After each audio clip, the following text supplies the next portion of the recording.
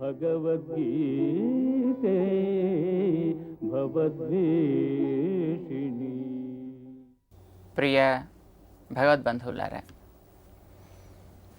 5వ అధ్యాయంలో పని అంటే ఏమిటో శ్రీకృష్ణుడు వివరించాడు.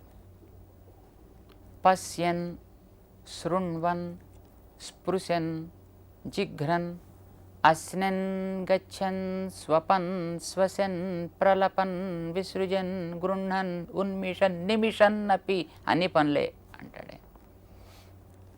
శరీరంలో జీవుడు ఉండేటప్పుడు, ప్రాణం ఉండేటప్పుడు కలిగే ప్రతి కదలిక, జరిగే ప్రతి చర్య ఒక్కొక్క పనే అన్నాడు ఆయన.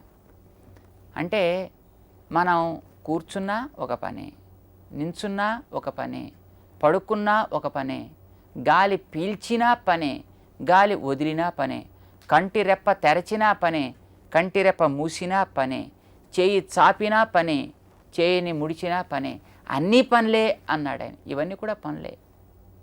ఎందుకు సాగుతున్నాయి ఇవి ఇట్లా అనంటే, వెనకాతల ఉండేటటువంటి రజస్తమో గుణాలకి అనుగుణంగా శరీరం ఒక్కొక్క రకంగా తాను పనిచేస్తూ ఉంటుంది. ఇవన్నీ మొత్తానికి పనులు. ఎందుకు జరుగుతాయి ఈ పనులన్నీ అంటే, ఇదివరకు తాను గతంలో చాలా కాలంగా సంపాదించి పెట్టుకున్నటువంటి ఏదో కొన్ని కర్మల యొక్క స్టాక్ ఒకటి ఉంటుంది. పాప సంచయం, కర్మ సంచయం అని అంటామే. ఆ కర్మ సంచయాన్ని అనుభవించడం కోసం అన్నమాట. ఆ కర్మ సంచయాన్ని అనుభవించడం కోసమే వీడికి ఇంద్రియాలు ఉన్నాయి.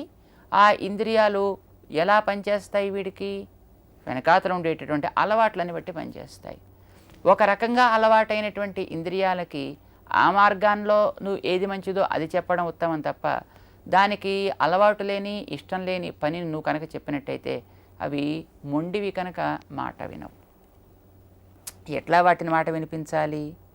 వాటికి అలవాటైన పని ఏదో నువ్వు చేయిస్తూ అది ఏ రకంగా దారి మంచి మార్గం పడితే బాగుంటుందో అది దానికి నువ్వు నేర్పాలి. అంటే నాలుకకి రుచులు చూడడం అలవాటు అని అనుకుందాం. నేను రుచి చూపించను అని దానికనే బంధించేసావంటే అది ఏడుస్తుంది, నిన్ను ఏడిపిస్తుంది. అలా నోరు మూసేసి కూర్చుంటే ఆ నోటికి ఉండేటటువంటి తినాలి తినాలి అనేటటువంటి కోరిక మనసు దాకా వెళ్ళి నువ్వు గుళ్ళోనే కూర్చుండొచ్చు, కానీ మనస్సు లడ్డూలు, జిలేబీలు, గులాబ్ జాములు, బూందీ, ఇడ్లీ, దోశ, వడ ఇవన్నీ మొత్తం తను చూసేస్తూ ఉంటుంది. తనకి తిండి మీద ఆశ కదా, తిండితో తనకు అలవాటు, ఆ రుచి తను పట్టి ఉంది. ఇప్పుడు నువ్వు వెళ్ళడానికి బతికి ఇవ్వనంటున్నావు. ఏం చేస్తుంది అది?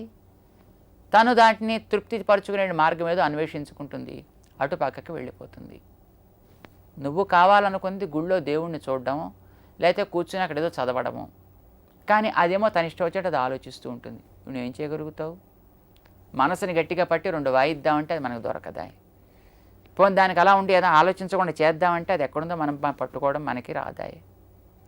కనుక అలాగా అలవాటైనటువంటి నోటికి ఇవ్వను అని అనకెప్పుడు అది తప్పు. మరి ఏం చేయాలి? దానికి ఇష్టం వచ్చినట్టు ఇచ్చేస్తే అది మన మాట ఎక్కడ ఉంటుందండి? దాని ఇష్టం వచ్చినట్టు కూడా ఇవ్వకు. మరి ఇవ్వాలి కనుక అది పని చేయడానికి ఎంతవరకు అవసరమో అంతవరకే క్రమ పద్ధతిలో మంచి వస్తువుని. అది తినాలి అనుకున్నప్పుడు ఉడకనిది చెత్త వస్తువు ఏదో పట్టుకొచ్చి దానికి తినిపించకు. మంచిగా ఉడికింది, ఆరోగ్యం కలిగించేది, మంచి క్యాలరీస్ కలిగినటువంటి దాన్ని శుద్ధి చేసి నువ్వు ఇచ్చినట్టయితే దానికి తృప్తి చెందుతుంది. అప్పుడు నువ్వు చెప్పినట్టు ఆ నాలుకని ఇకపైన చదవాయి పాఠాలు అంటే గబగబా చదవడం ప్రారంభిస్తున్నావు. ఇవ్వనంటే నువ్వు అక్కడ కూర్చుని ఏబిసిడీలు చదివిస్తున్నప్పటికీ కూడా అది ఏదో ఇడ్లీలు దోశలు అంటుంది తప్ప నువ్వు అనమన్న మాట అది అనదు. దృష్టాంతం కోసం అని చెప్పుకుంటున్నాం. కంటికి ఇష్టమైనటువంటిది రూపాలని చూడటం. కానీ రూపాలు నేను చూపించనంటూ నువ్వు కళ్ళు మూసేసుకొని నువ్వు కూర్చుని ఏదో ధ్యానం చేస్తాను అంటే దాని గతంలో అలవాటై ఇదివరకు నుంచి వేటితో పరిచయం ఉందో ఆ పరిచయం ఉండేటువంటి రూపాలనే అది చూస్తానంటుంది తప్ప నువ్వు ఏదో లోపల చూద్దాం లేకపోతే ఏదో శూన్యంలోకి దాన్ని పంపిస్తాను అంటే అది ఎప్పుడు కూడా మాటని వినదు. అలాగే చెవులైనా, అలాగే చర్మమైన ఏవో వాటి కొన్ని అలవాట్లు గతంలో ఉన్నాయి. నాలుకకి ఇవ్వాల్సిన వస్తువుని సంస్కరించి ఇవ్వాలి. కంటికి చూపించే రూపాన్ని సంస్కరించి చూపించాలి. చూడవలసిన విధానం ఏమిటో కంటికి నువ్వు నేర్పాలి. అలాగే వినవలసినటువంటి విధానం ఏదో దేన్ని వినాలో నువ్వు నేర్పాలి. కనుక ఇంద్రియాలను ఎప్పుడు కూడా అరికట్టేసి బంధించేసి వాటినేదో హింసిస్తాను అని అనడం అని తగదు. నడపవలసినటువంటి క్రమంలో వాటిని నడిపించడం ఎప్పుడు కూడా ఉత్తమం. ఆ రకంగా నీ మార్గంలోకి అవి వచ్చేట్టు చేసుకో. దానికి కావాల్సిన దానికి ఇస్తే నువ్వు చెప్పినట్టు నేను వింటాను అని అవి కూడా అంటాయి. అలాగే శరీరానికి గాలి పీల్చడం, గాలి వదలడం అనేటటువంటిది ఒక అవసరమైనటువంటి ఒక ప్రక్రియ. అది నీకు అవసరం. దాన్ని బంధించేస్తాను అంటూ నువ్వు ముక్కు మూసేసి కూర్చున్నావు అనుకో, కొంతకాలం అభ్యాసం చేస్తే నీకు కూడా ఆ రకమైన ప్రాణాయామం రావచ్చు. అయితే దానికి కొంచెం సాధన కావాలి కదా. మొట్టమొదట ఒకసారి 5 అంకెలు చదివేంత వరకు మెల్లిగా పీల్చడం, 5 అంకెలు చదివేంత వరకు వదలడం, అయితే 5 అంకెలు చదివేంత వరకు పీల్చడం, 10 అంకెలు చదివేటప్పుడు వదలడం, అయితే 10 అంకెలు చదివేటప్పుడు పీల్చడం, 5 అంకెల్లో వదిలేయడం. ఏదో కొన్ని సాధనలు ఏవో చెప్తారు మనకి. ఆయా ప్రాణాయామ ప్రక్రియల్ని బాగా తెలిసినటువంటి వ్యక్తులు. అలా నువ్వు క్రమంగా సాధన చేస్తూ ఉంటే కొంతకాలానికి నువ్వు గాలిని గట్టిగా పీల్చి 1 నిమిషం లోపల అట్టే పెట్టినా నీకేం ఇబ్బంది కలగకుండా, మరికొంచెం కాలం అయితే 2 నిమిషాలు అట్టే పెట్టినా ఇబ్బంది మరికొంచెం కాలం 3 నిమిషాలు అట్టే పెట్టినా ఇబ్బంది కలగకుండా ఉండే స్థితి ఏర్పడుతుంది. ఒక్కసారి నువ్వు 3 నిమిషాలు గాలి పీల్చకుండా 4 నిమిషాలు గాలి పీల్చకుండా ఉండాలి కనుక మూసేస్తానని టక్కమని నోటిని మూసేసి మూతిని మూసేసి పెట్టావనుకో, మరి అవి తెరిచేటప్పటికి మళ్ళీ ఇంక వాడు ఉండడు అక్కడ. లేదా అలా చేయడానికి వీల్లేదన్నమాట. ఇది ఒక క్రమ పద్ధతిలో వాటిని మనం స్వాధీనం చేసుకునే ప్రయత్నం చేయాలి. ఇది గాలి పీల్చడం అనేది మనకు కొంచెం పరిచయం ఉన్నది కనుక దాని గురించి మనం మాట్లాడుకుంటున్నాం. ఏ ఇంద్రియానికైనా అంతే. కనుక ఇంద్రియాలని కేవలం పని చేయకుండా బంధించేస్తాను అని అనడం తగినటువంటి పని కాదు. పని చేయడం కోసం లభించిన ఇంద్రియాలు కనుక పని చేసుకోవాలి వాటితోటి. మన చేతిలో డబ్బు ఉండేటప్పుడు దాన్ని ఖర్చు పెట్టను అంటే అప్పుడు దాని డబ్బు ప్రయోజనం ఏమిటి? కనుక చేతిలో టార్చి ఉండి వెలిగించుకోవడానికి నీకు లభించినప్పుడు చీకట్లో నువ్వు ఉంటూ కూడా దాన్ని వెలిగిస్తే బ్యాటరీ అయిపోతుంది అనుకుంటే వస్తువు చేతిలో ఉండే ఉపయోగం ఏమిటి? కనుక ఇంద్రియాలు అనేటువంటి కొన్ని పరికరాలు నీ దగ్గర ఉన్నాయి, వాడడం కోసం నీ దగ్గర ఉన్నాయి. వాటిని వాడను అని అంటే తెలివి తక్కువ వాడివి అని అర్థం. అయితే ఇష్టం వచ్చేట్టు వాడతానండి ఇక పైన మరి బయలుదేరి అంటా కూడా తెలివి తక్కువ వాడివి అని అర్థం. వాడే విధానం తెలుసుకో, మంచి క్రమంలో వాటికి శిక్షణ ఇయ్యి, అప్పుడు వాడుకో. అవి అందంగా ఉంటాయి, నీకు అందాన్ని చేకూరుస్తాయి. మనం చూస్తున్నాం అలాంటి వస్తువుల గురించి, అలాంటి వ్యక్తుల గురించి. మిలిటరీలో వాళ్ళు నడుస్తుంటే మనకి చూడడానికి ఎంత బాగుంటుంది. చక్కగా లెఫ్ట్ రైట్ వాళ్ళు కొడుతుంటే కవాతు చూడడానికి చాలా ముచ్చటగా ఉంటుంది. కానీ అంతవరకు వాళ్ళు రావాలంటే మరి ఎంత శ్రమ పడ్డారో కదా. ఇష్టం వచ్చేట మనం కూడా ఇటు కాలు ఒక ఎగరేస్తూ అటు కాలు ఒక ఎగరేస్తూ మనం నడిస్తే అది మనకి ఇబ్బంది, తర్వాత మనం ఎలా ఉంటామో చెప్పలేమన్నమాట. కానీ ఆ క్రమం తెలిసి వాళ్ళు ఆ నడకను అభ్యాసం చేసినప్పుడు చూస్తే చూడడానికి ఎంతో ముచ్చటగా అదొక అద్భుతమైన సన్నివేశంలా మనకు కనిపిస్తోంది. మన ఇంద్రియాలన్నీ కూడా అర్జున అట్లా లభించినవే. కనుక నువ్వు ప్రాక్టీస్ చేయాలి. ఆ ప్రాక్టీస్ చేసి పని పూర్తయింది అని అనిపించుకోవాలి తప్ప అసలు ఏ ప్రాక్టీస్ చేయకుండానే అమ్మయ్య ఇంకా నాకు అయిపోయింది అని పని పూర్తయింది అని అనుకోవడము తప్పే. లేదు అసలు ఎవడు పడతాండి ఆ శ్రమ అంతాను పూర్తిగా మానివేసేస్తేనే శుభ్రం నాకు రిజల్ట్ చేతిలో కనిపిస్తే దొరికితే బాగుండు కదా అంటూ నువ్వు చేయబట్టు కూర్చుంటే నీకు ఆకాశంలోంచి ఎక్కడి నుంచో రిజల్ట్ అనేటి ఎప్పుడూ వచ్చి చేతిలో పడనే పడదు అని మనకి భగవద్గీతలో స్వామి చెబుతున్నాడన్నమాట. దానికి తగినట్టుగా ఇప్పుడు నీ శరీరాన్ని పని చేయించు.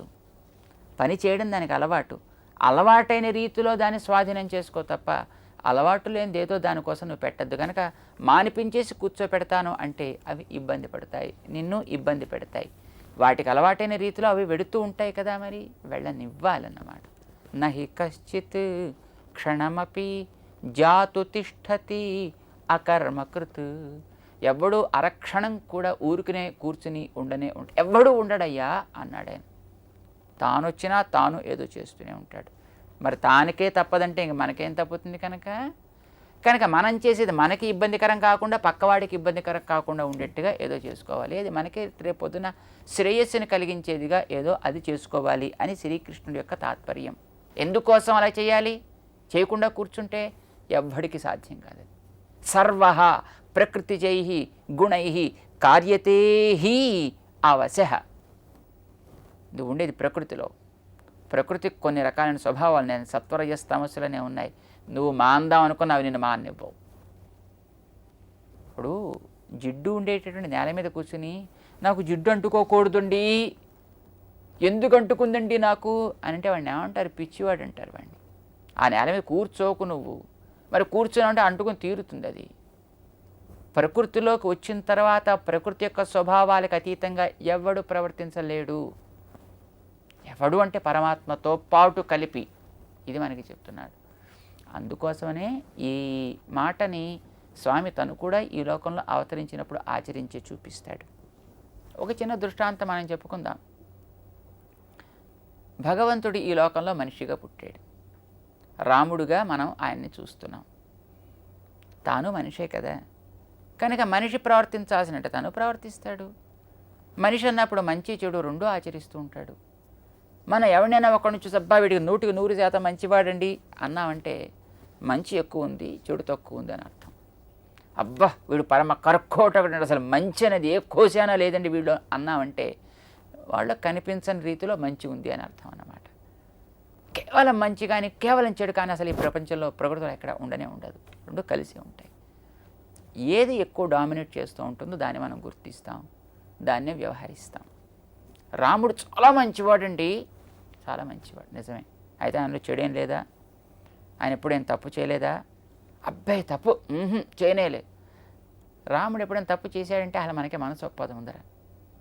అలా మనం అంగీకరించడానికే మనం ఏ రకంగానూ మన మనసు అంగీకరించదు.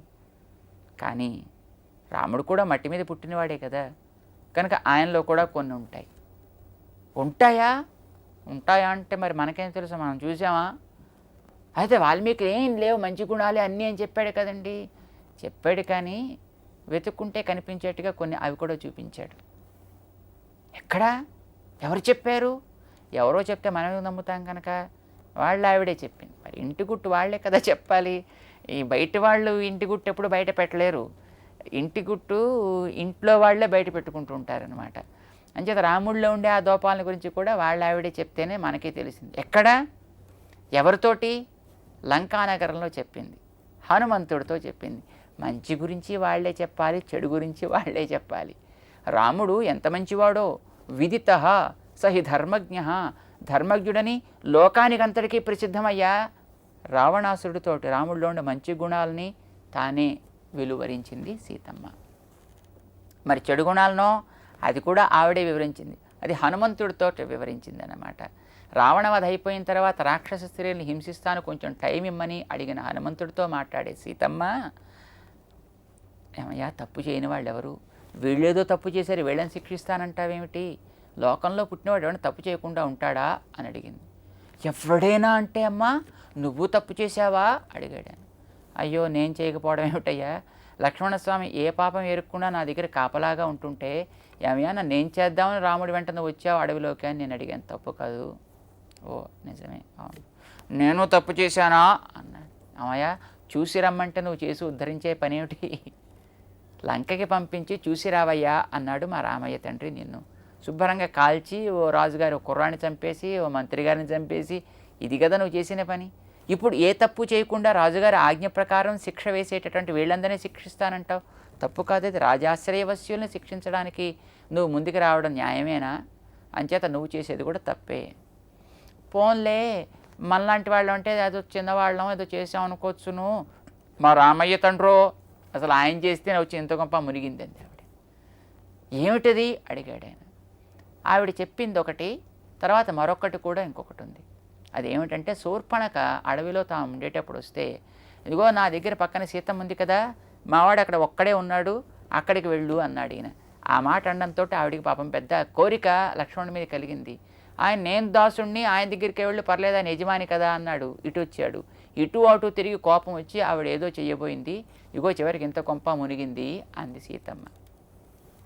ఇది రాముడిలో ఉండేటటువంటి ఏదో కొంచెం ఆవిడని చూసి కాస్త పరాచికం ఆడడం అనేటువంటి ఒక చిన్న లోపం. ఇది లాట్టే పెట్టి ఇంతకంటే మరొకటి ఉంది. అదేమిటంటే శ్రీరామచంద్రుడు ఆ అడవికి బయలుదేరి తాను వెళ్ళే సందర్భంలో సుమంత్రుడు రథాన్ని నడిపిస్తున్నాడు. దశరథుడేమో రథానికి అడ్డుపడ్డాడు, వెళ్ళడానికి వీల్లేదు అని అంటున్నాడు. సుమంత్ర రథం నడపద్దు అంటాడు. రాముడికి అక్కడ ఉంటే చాలా చికాగ్గా ఉంది, ఎందుకంటే ఎలాగో దాన్ని వెళ్ళవలసి ఉంది. జనం అంతా అడ్డుపడుతున్నారు, గుంపులు గుంపులుగా వచ్చేస్తున్నారు. ఇంకా ఎక్కువసేపు ఉంటున్న కొద్ది జనం ఇంకా పెరిగిపోతారు, ఏడుపులు పెడబబ్బులు తప్ప తనకి ఇంకా అంతకంటే వేరే మరొకటి దాటిపోవడం తప్ప మార్గం లేకుండా ఉంది. కానీ దాటిపోవాలంటే రాజుగారు ఎదుర్కొని అడ్డుపడుతున్నాడు. సుమంత్రుడికి రథం నడపలేకపోతున్నాడు. నడపవయ్యా సుమంత్ర అంటాడు రాముడు. రాజుగారు వద్దంటున్నారు, ఎట్లా నడపమంటావయ్యా అంటాడు సుమంత్రుడు. రాముడు అప్పుడు ఒక మాట అన్నాడు, హే సుమంత్ర, ఒక మాట, నువ్వు ముందర రథాన్ని నడిపేయి. మరి నేను నడిపేస్తే మరి రాజుగారు వద్దంటుంటే తిరిగి వచ్చిన తర్వాత ఏమయ్యా నా ఆజ్ఞ ఎందుకు ధిక్కరించావని ఆయన కేకలేస్తే ఏం చేయాలి? కేకలేస్తే జనమంతా గోల పెడుతున్నారు కదా, ఆ జనపు గోలలో మీరు వద్దన్న ఆజ్ఞ వినిపించలేదు రాజుగారు, అందుకోసం రథాన్ని నడిపించేశాను అని చెబుతుగానే అన్నాడు. అంటే ఎదటి వాడిని ఒక అబద్ధం ఆడించడానికి కూడా వెనుకాడలేదు రాముడు. మంచి గుణమే అందాం ఇది. ఎందుకోసం అన్నాడు అనేది ఆ సందర్భం వచ్చినప్పుడు మనం చెప్పుకుంటాం. ఇప్పుడు మనకి అది ప్రస్తావన కాదు. కానీ సుమంత్రుణ్ణి ఒక అబద్ధం ఆడు అనేటప్పటికీ అనడానికి వెనుకాడలేదు అనంటే మరి ఆయనలో మంచి గుణం ఎలా అంటాం అది? అయితే చంద్రుల్లో ఒక చిన్న మచ్చ ఉన్న ఆయనకు అందానికి అది ఒక పెంచేటటువంటి గుణమే ఎలా అవుతుందో, ఇలాంటివో చిన్న చిన్న వైట్ లైస్ రాముడు ఆడినప్పటికీ కూడా అలాంటివి ఆయనకు ఉండేటటువంటి గొప్పతనానికి శోభని కలిగించేవే అయ్యాయి తప్ప మరో రకంగా కాలేదు.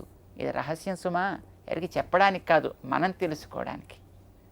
ఇలా ఆయనలో కొన్ని మనకి గుర్తించడానికి వీలు కానన్ని చెడు కూడా ఉంటాయి. చాలా మంచివాడు 100% నిక్కచ్చి మానవుడు అనుకునే వాడిలో కూడా కొన్ని ఉంటాయి. అది ఈ మట్టి యొక్క స్వభావం, ఈ ప్రకృతి యొక్క స్వభావము. ప్రకృతిలో ఉన్నవాడు 100% మంచి అని కానీ 100% చెడు అని కానీ అనుకోవడానికి ఏం ఉండదయ్యా. ప్రకృతి తన ప్రభావం వీడి మీద ఎప్పుడు చూపిస్తూనే ఉంటుంది. తన ప్రభావం వీడి మీద చూపించి నడిపిస్తూనే ఉంటుంది. ప్రతివాడు నడవక తప్పదు, పని చేయక తప్పదు. చేయకుండా నేను ఉండిపోతాను అని ఎవడైనా అనుకుంటే వాడు బుద్ధిహీనుడు అంటాం, తెలివి తక్కువ వాడు అంటాం. అవశః, వాడు తన వశం లేకుండానే పని చేస్తూ వెళ్ళవలసిందే. ఎవడైనా సరే క్షణకాలం కూడా ఊరికనే కూర్చోవడానికి వీలు లేనే లేదు. కనుక చేసే పని ఎలా చేయాలో తెలుసుకోవాలి. ఇంద్రియాలని ఎట్లా స్వాధీనంలో ఉంచుకోవాలో తెలియాలి. మనస్సుని ఎట్లా క్రమబద్ధం చేసుకోవాలో తెలియాలి. తద్వారా తను పొందాల్సినటువంటి మంచి ఆనంద ధామ ఎలా వీడికి లభిస్తుందో వాడు గుర్తించాలి. అది చేయాల్సిన పని తప్ప పని మానేసి కూర్చుంటాను అంటే అర్జున, ఈ మానడం అనేది సాధ్యం కాదోయ్.